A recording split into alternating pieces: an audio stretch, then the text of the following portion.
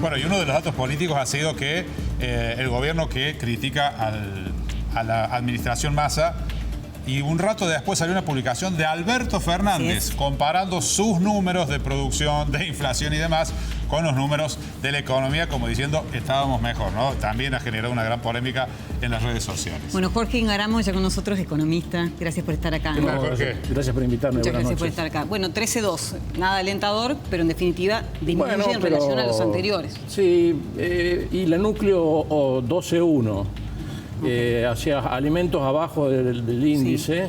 Si usted le saca al 12-1 de la núcleo, le saca el arrastre estadístico, ya prácticamente está en un dígito, ¿no? Y eso es casi un milagro económico porque están justamente ajustando los precios atrasados y les baja la tasa de inflación.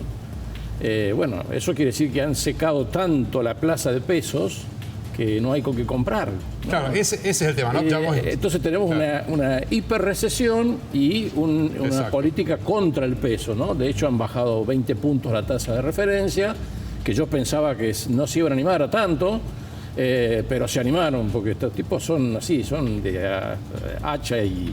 Sí. Ahora, hablando de la tasa, ¿por qué dicen que es una jugada riesgosa la de bajar la tasa de referencia? Riesgosa no es. Bueno, puede hacer subir un poco el dólar MEP para los compradores que están adentro del sistema bancario, que se pasen del plazo fijo al dólar MEP. Para lo que está dentro, las empresas que están dentro del sistema bancario se pueden pasar al contado con liqui. De hecho, hoy han subido los dos, ¿no? Y también se pueden pasar a fondos comunes de inversión, la bolsa ha subido casi 7%. Bueno, y eso, bueno, el dólar había bajado mucho, no hay que olvidarse de que a principios de febrero el contado con liqui estaba a 1.300 mangos y llegó a estar a 1.030 hace... cuando yo estuve en Expoagro.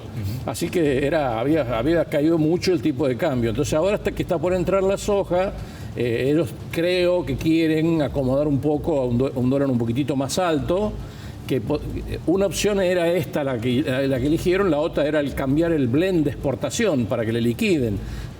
Recuerden que el dólar de exportación es un blend de 80% del oficial y 20% del contado con liqui, pero el contado con liqui venía cayendo tanto que el blend venía cayendo aceleradamente. Ellos juntaron muchas reservas durante el mes de enero, durante la amenaza de las retenciones, del aumento de retenciones. Entonces el campo liquidó trigo, cebada, malta, todo lo que se podía liquidar, y entonces ahora le quedaba la jugada de tratar de ir a la competencia de monedas, que eso me parece que es lo que persigue esta medida de hoy, que va junto con la apertura económica. Y a eso me quería referir también porque es muy importante la medida, ¿no? O sea, cuando ellos suben el tipo de... Cuando entran el 13 de diciembre, suben 100% el tipo de cambio oficial. La devaluación que... Y además le meten 10 puntos más de impuesto país a las importaciones, ¿no? Con la misma cantidad de pesos, con lo cual se pegan una licuación que nos llevó tal es así que hoy mismo Milei reconoce que la recaudación en términos reales se le cayó en febrero. Claro. ¿Por qué? Porque es tanto la caída del nivel de actividad económica que con los mismos impuestos, claro, aunque haya puesto un poco más de impuestos país, la recaudación en términos reales se le cae. Bueno, esta puede ser una jugada previa. Yo diría, sin ser muy arriesgado, a mí me gusta el riesgo, yo siempre he sido medio de jugar fuerte, digamos. Yo diría que entre estas dos medidas son el comienzo de la competencia de monedas que puede terminar en la unificación cambiaria y o la liberación del cepo en julio. Que lo dijo inclusive, si es que la soja entra, ¿no? Para eso hacía falta un tipo de cambio más alto y por eso hacía falta una tasa en pesos más baja, ¿no? Ahora, ¿hasta cuándo se puede estirar esta recesión que estamos viviendo? Y yo creo que la B corta va a llegar a su mínimo en abril, ¿no? En abril. Y después hay dos opciones. O la pegan y es verdaderamente una B corta, se recupera rápidamente. Pero para eso hace falta ciertas cosas de las cuales podemos hablar después, o si no, se va a hacer una L, una especie de L un poquitito subida, pero no va a ser B corta. Y ahí eso dura poco porque tenemos varios problemas. Primero, los precios internacionales no están bien. Sí.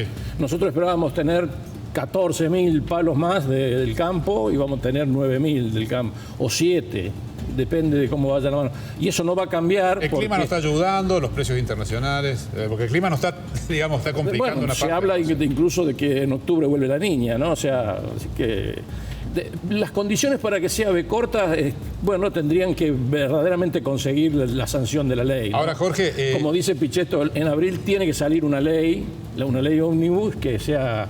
No sé si con aire acondicionado, sin aire acondicionado, full o base. Con gente parada, con gente sentada, pero tiene que salir la ley ómnibus.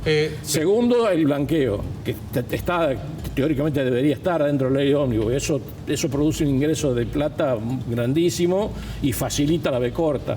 Y aparte que la gente se apura porque el blanqueo tiene un castigo progresivo. Cuanto uno más demora en blanquear, más le cobran de impuestos.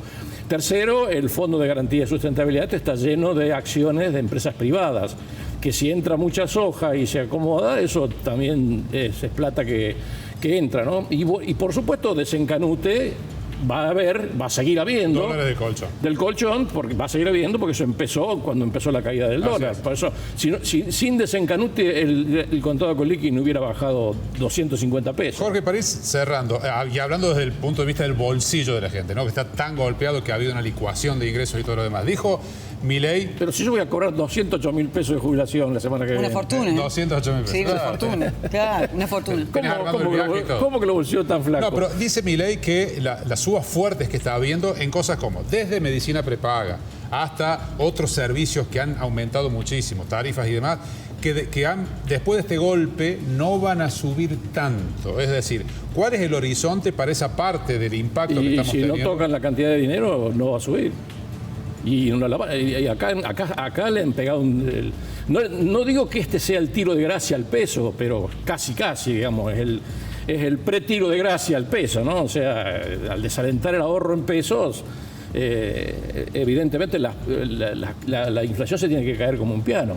Habiendo desencanute y habiendo una expectativa de que entren muchos dólares, bueno, la poca emisión que va a haber va a ser para comprar esos dólares, pero inmediatamente van a salir porque habilitan las importaciones. Por eso es muy importante que habiliten las importaciones. Tiene que ser efectiva esa medida, no un descubrimiento, porque parece que Caputo lo cuenta como si hubieran descubierto eso. Yo lo vengo diciendo hace 40 años. Tampoco están prohibidas.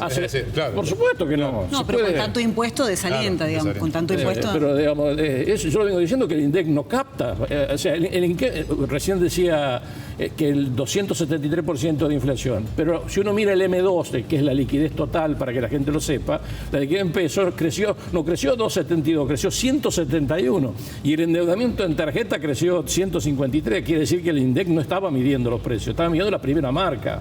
Mandar a un pibe que mira la lata de tomate que está a la altura de la vista, entonces, por unidad, entonces, ¿cuál es la vivada de las empresas? Meter un alto precio por unidad para que esté a la altura de la vista y abajo poner la oferta de 2x1 o la marca propia que vale 30% menos. Entonces la inflación se le desinfla y se le pincha rápidamente. ¿Qué va a hacer con los 208.000 pesos cuando los cobre? Y esto pregunta hasta en serio, ¿no? Porque inmediatamente me compro una botita chiquita de cristal. Listo, ok. Sí, hay que deshacerse entonces de los pesos inmediatamente. Pero de buen gusto. Está pensando en qué invertir. Claro, la jubilación. Eso me lo tomo, pero no la voy a llamar a Fabiola porque no alcanza para los dos. Pero bueno, es uno de los temas duros, ¿no? De esto, digamos, la licuación y sobre todo en segmentos como lo de los jubilados. No, bueno, eso es. Esto era ironía pura, ¿no? Obviamente, pero digo, por supuesto, claro, ¿qué se hace con los jubilados lo han, pero no solamente que cayó el ingreso de los jubilados, también cayó la recaudación de seguridad social. Por eso está todo el mundo preocupadísimo, porque incluso Milei estaba preocupado. Y por eso las reuniones con los gobernadores, porque claro, hay muchas cosas que están vinculadas al consumo popular, el IVA, etcétera, etcétera. Entonces, digo, por ejemplo, el caso de nuestro gobernador, se le cae la coparticipación, no le mandan los fondos discrecionales, no le mandan la plata de la caja, no le mandan la plata del FONIT, no le mandan la plata del... Entonces lo tiene que llamar a darle, como digo yo en broma, el caramelo de madera de la reunión del viernes pasado, que fue un caramelo de madera, porque cuando la verdad que salieron todos de ahí muy contentos, muy amigos, muy sonrientes. Charlamos mucho. Pero con los que con los que cortan el bacalao no hablaron. Tal cual. Así que... Jorge, muchas gracias. Muchas gracias. Gracias por invitarme. Gracias.